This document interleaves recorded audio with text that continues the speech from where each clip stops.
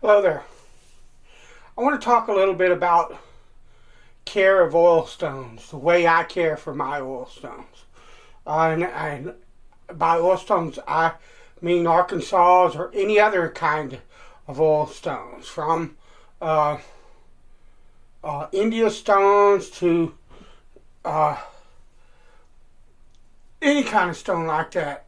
Any kind of oil stone, man-made, natural, doesn't matter. The first thing I really want to talk about is cleanliness. And there's a reason for that. I'm sure a lot of you've probably seen, and you may have been one of these people. I was. Some guy comes on a forum, or he comes on the Facebook pages, one of the Facebook groups, and he's got a stone that he got from an antique store or a flea market or something like that. And it's nasty, dirty, filthy. And he says, "What kind of stone do I have?" And invariably, someone will tell him, take it and soak it in kerosene, or soak it in simple green, or hot soapy water or something for a few days and find out what you got so you can see it. Case in point, cleanliness. Years ago, when I was a boy, and people still do it now, especially older fellas, okay? If you got an oil stone, it was a common practice for people to soak an oil stone in oil and fill it up with oil. And they weren't really particular about what kind of oil they used. A nasty old black motor oil that they changed from when they changed the oil in their truck was perfectly fine. They drop it in a bucket of that and let it sit 3 or 4 days, a week, whatever. And they did this primarily because, particularly with oil stones like this, but they did it in with Arkansas stones, India stones, that kind of deal. If you put oil on the surface of a stone like this is either a silicon carbide or aluminum oxide. I don't know which. It's just an old stone that I got at the flea market for like nothing. And it's a good basic start to an edge. I would guess this is about 150, 200 grit. Maybe, might be a bit more. This one is actually a bit coarser. This might be up to about 400. I don't know. I'm just guessing from the scratch patterns. And that's hit or miss. So, but a stone like this, when you put oil on the top of it, it's an oil stone. It's like a water stone that you didn't soak. You got a soaker stone, but you didn't soak it. Okay, you put oil on the surface of it, and it sucks that oil up immediately. So the old timers would soak this stone in whatever oil they could find, so that when they put oil on the surface of the stone, it would stay on top, similar to when you soak a water stone, a soaking stone, like a king, 1K. You soak that for 20 or 30 minutes, so that it takes on water, and when you put water on the surface of the stone, it doesn't immediately be absorbed into the stone. And that was common practice. It still is. I still know an old fella that does it. He drops that stuff in a bucket of old used motor oil, and a week later he'll pull it out, and he's happy, and you get good edges out of them and all of that kind of thing. But it's not necessary. You can do it, but you can sink this in a layer of mineral oil, a clean oil, and impregnate the stone that way, if that's what you want to do. And you're good. I did that with this one, and this one here, I just used mineral oil on it until it basically soaked it on up, and I was good. But case in point, this stone here, I did that with this. I came on one of the forums and I said, hey, what do I have? This stone is the Norton MB8 India stone. It's a medium India stone. Okay? When I bought this stone, someone had done the burnt motor oil treatment on this probably 20 years ago, and it was black as coal. It looked like an old 8x2 by 1 inch black Arkansas. They're heavy, they're hard. The oil had been soaked into this so deeply into the pores that the surface shined. You could almost see yourself in it. It looked, for all intents and purposes, like a black Arkansas. The woman wanted $1 for it at the flea market, so I bought it. I thought that's a decent stone. It's in a wooden box. Okay, it's more than likely a decent stone for $1. What can I lose? So I soaked this in simple green for about a week and a half, and lo and behold, look at the color of this stone. A complete change. And the thing of it is, the simple green will take all the oils out of it. These stones are impregnated with oil. It wasn't necessary for whoever did that to do this to this stone. Okay? These stones are impregnated under pressure from the Norton factory with clean oil so that you don't have to do that. Okay? But what I'm saying is, look, even like if you use a stone, you should clean the stone when you're done. Okay? Now, one of the ways that you clean an oil stone is you take oil, clean oil, and you rub it all into the stone. You rub it very thoroughly into the stone. Then you can, and what that does, it'll raise most of the particulates. Not all of them. You're never going to get all of them out like that. But it'll raise most of them out of the stone. And then you can wipe them off and the stone will be clean. You can use them again. And I'll get to something else related to that here in a minute. But this stone, it's impregnated with oil. But when I get done using this stone, I'll clean it and I'll wash it. And I'll show you how in a minute. But why do I do that? Because if I leave oil on the stone, it'll ruin this. If you look at this box, okay, I've glued this box back together 3 or 4 times. Why? Because there's so much oil in this box, you see, it won't stay together. The glue won't hold on it. Look at the box. You can see the oil buried into the wood of this box, okay? Matter of fact, there's a bit of shine on it there. Because there's so much oil in it, it's almost like resin in the wood. And that box is so impregnated with oil that I can't repair it. The glue won't stick anymore. I need to go find me an 8x2 by 1 inch box to put that stone in, because this box ain't gonna last.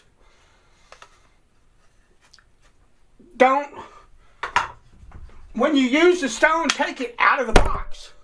I hit the microphone, sorry, that's gonna be loud. When you use this stone, take it out of the box, put it on a holder, or in this case, it's tall enough, I don't need to set it on anything to hang on it. But take it out of the box. Before you put it back in the box, clean the son of a gun. Alright? You don't... And the thing of it is when I wash this, the oil that's inside of it, it's not coming out. It takes days and days and days of soaking something like this, or an Arkansas, like a soft Arkansas, like this stone here. It'll take days and days. If somebody does the burnt motor oil treatment to this stone, it would take a week to get it out of this, because it's a soft Arkansas. They're very porous. You just don't need to do that. That's horrible. Don't do that. Stop doing that. If you want to soak a stone in oil, and the Arkansas, they don't need it. They don't need it. Alright? But if you want to soak one of these or something like, and I see the back, because these are so flipping hard, I flattened that side and said, screw it, and decided not to flatten this side, alright? Anyway, this video is not about flattening. There's plenty of information on YouTube about flattening oil stones. If you need that, look it up, okay? But use clean oil. And when you get done, this is what I do to an oil stone when I'm finished using it. Hot water. These are oil stones. They're not water stones. They're not going to crack or bust. Now, boiling water, I wouldn't put it in boiling water, but a lot of people have to clean the stone out. They boiled it. Never hurt the thing, or very seldom. But hot water,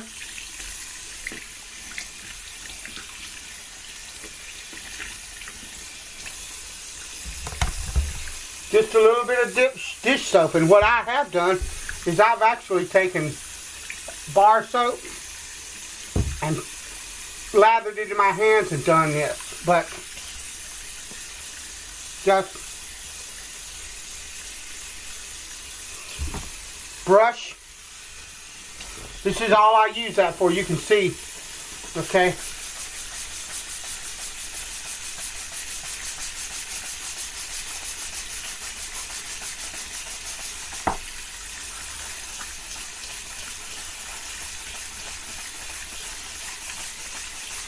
Clean every surface, every corner, every end. Clean it.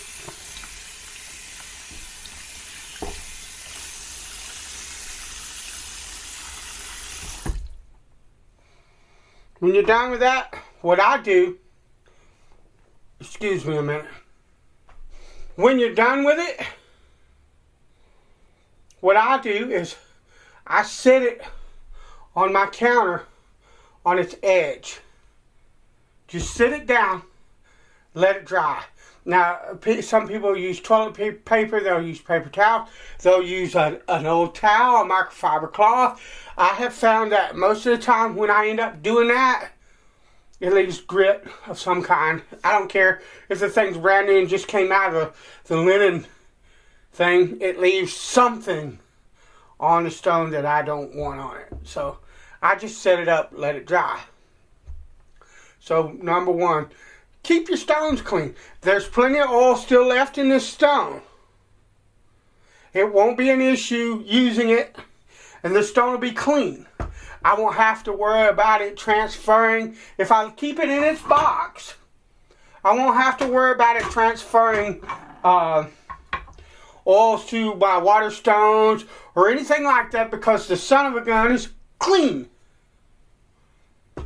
And I can identify it when I die and somebody takes it down to the flea market to sell it. The guy that goes to buy it is going to know what it is. If he knows anything about stones. It's not going to be some mystery stone that he has to ask people about. Hey, what's this? And then have somebody tell him you need to clean that because the old bloke that had it before you soaked it in used motor oil or whatever. And because I've seen guys, there's some woodworkers on YouTube that use Arkansas stones, and they never clean the sucker. They pull it over, they pull it over, or they go over to their sharpening bench or whatever with their chisel, and the thing has got black grease and swarf and all kind of stuff all over there. Clean that son of a gun. It ain't that hard. And the stones will work better. They'll work longer, because the thing of it is, with an oil stone, that's my second subject, and this will be kind of a long video, but you know me. But see, this is already starting to dry. But an oil stone, whether it's one of these man-made stones or whether it's an Arkansas stone, all except for the ones that are really highly burnished, like the very hard ones, like a black Arkansas or a translucent or something like that, they have this problem much less.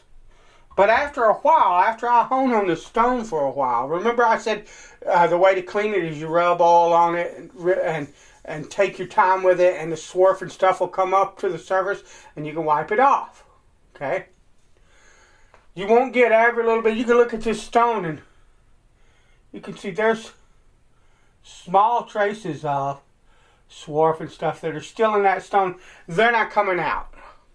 Right? Not like you could get them out of like a water stone or something like that. And eventually, as I hone on this stone, the surface will glaze over and it won't cut as well. So with oil stones, one of the things that you have to do, they stay flat really well unless you use them for 20 years. I've seen them dipped and stuff like that. If you get to a point where it begins to be a problem with flatness, then you need to go to loose stick powder or a diamond plate or something that you can use that's aggressive enough to flatten the stone back. And my recommendation is the minute you begin to notice that it's anywhere close to out of flatten the suckers in, because the less you got to deal, the better off you're going to be. But eventually the stone will glaze. And you're going to have to redress this stone every now and then. You're going to have to, because they don't kick up fresh abrasive like a water stone, okay? They don't have to be leveled every time you use them, but over time they will glaze. And so and it depends on how much you hone on them, how quickly they do that. And you're going to have to go back over the surface with some type of abrasive to clean the glaze off of the top of the stone and open up the pores of the stone again so that it'll cut. And now you can use loose stick. Sometimes I even use like 50 grit free cut or 50 grit gator, a good quality sandpaper, no load sandpaper from a good company, not cheap junk you buy at the cheap tool store or whatever, or Harbor Freight or someplace like that. Good quality, unless you're using like their belt sander belts. Okay, the red belt sander belts from Harbor Freight, that'll do the job really well too. Okay, but you're gonna have to kick up some fresh abrasive on them every now and then to keep them working like you do. But the thing of it is, like you want them. But the thing of it is I can adjust how this hones, how aggressive or how mild it is, by how I dress it. So, and I'm not going to give you numbers. Some guys, you'll use like a 30, like on an Arkansas stone. Some guys will dress that out 30 grit, 60 grit, whatever. If you look at this stone, I've actually got a side that is matte. And I don't know if I can get you to see it, but there. You see, I don't know if you can see it or not, but that side is burnished pretty good. And it sort of acts like a hard Arkansas. So that, because this is a Dan stone and they're a lot more consistent than some of your other companies, and this soft can act more like a hard Arkansas depending on how I dress it. It'll cut more or less depending on what I do. And with Arkansas, it's just experiment with what you got, because remember I said Dans are more consistent and this can act like a hard.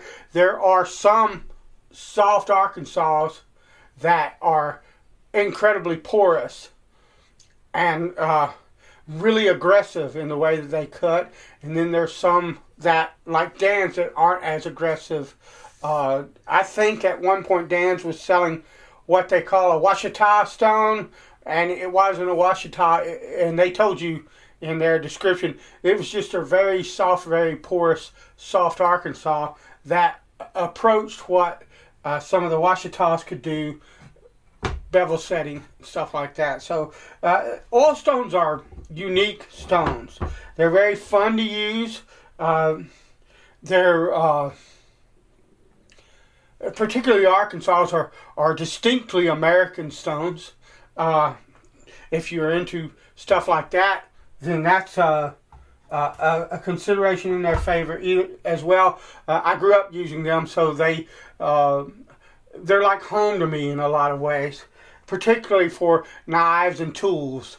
But I do use them for straight razors on occasion.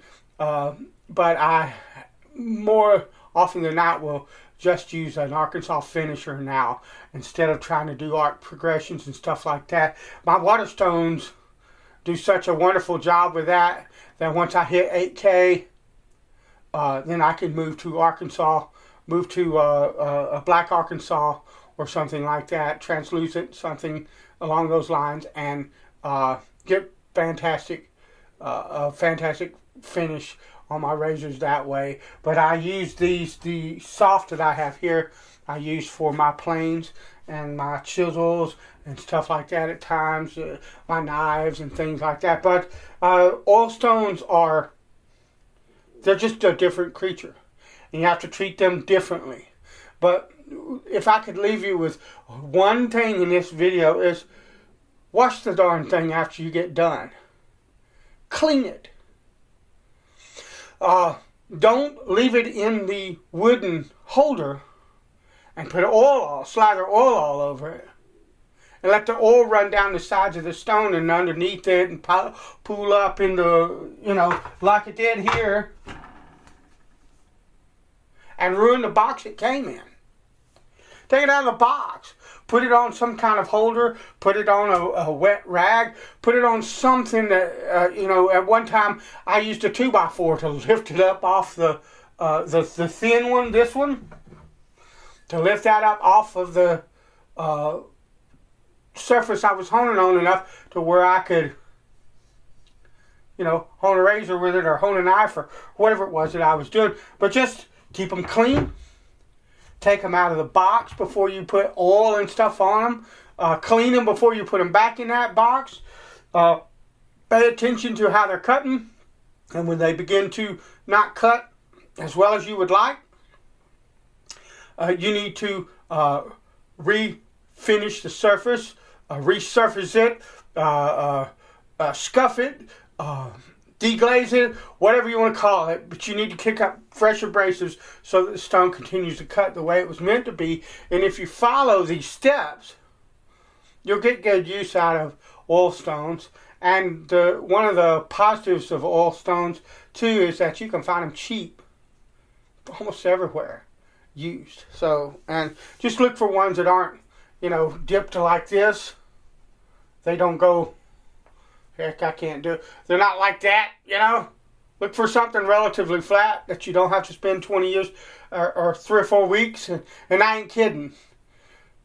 You go to flatten the sucker and you spend 4 hours, and it's like, okay, I set it to the side, and 3 or 4 days later I might come back to it and hit it for 2 or 3 more hours, and then 3 or 4 more days later, yeah, it's like that, okay? If you're not paying attention, if it gets way out of flat, they're a bear to flatten. So when it begins to even begin to look like it might need flattening, get you a flat plate and some loose stick powder, low grit, and flatten it, and then come back up through the grits either with the stick powder or wet dry sandpaper or free cut or something like that until you get the surface to the working characteristic that you want for that particular stone and what you want to do with it.